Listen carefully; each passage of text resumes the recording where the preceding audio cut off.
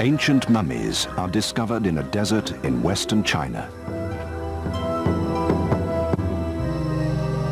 Their deep eyes, thin lips and blonde hair amaze Chinese archaeologists because they look European.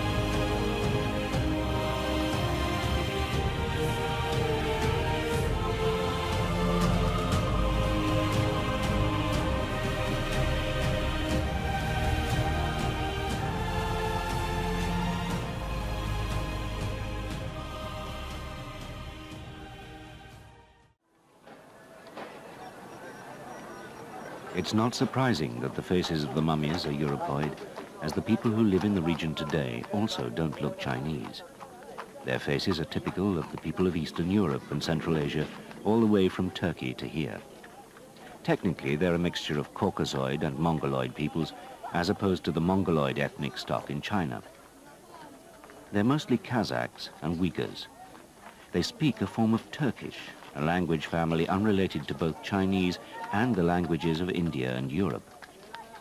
Their sense of separate identity is a sensitive issue with the Chinese government, as is the question of the ethnic origins of the mummies.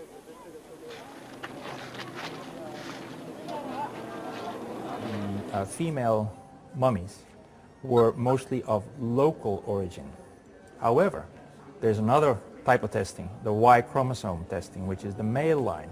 The males came from parts further west, not necessarily Ireland, but places like Iran, maybe towards parts of Turkey.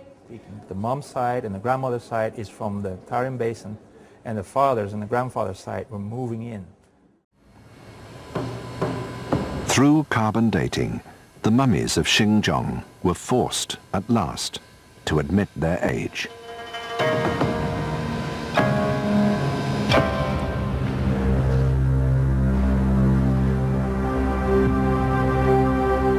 Reflected in the faces of the Xinjiang mummies lay a new revelation.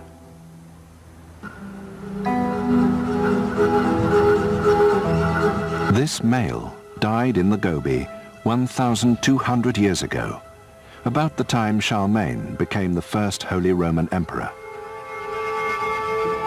Earlier still, Churchen Man was buried 3,000 years ago, the period when Troy was destroyed in the Trojan Wars. Wupu woman predates Churchen Man by 2 centuries more. Earlier still, some 3,500 years ago, as the Greeks devised their first alphabet, this child took its last breath in China. The Lulan beauty holds the age record. She was buried 4,000 years ago, about the time of the earliest Egyptian mummies. As the mummy excavations continued, the remains of Asians were discovered buried side by side with Caucasians, all from the same period. They seem to have gotten along very well and even intermarried.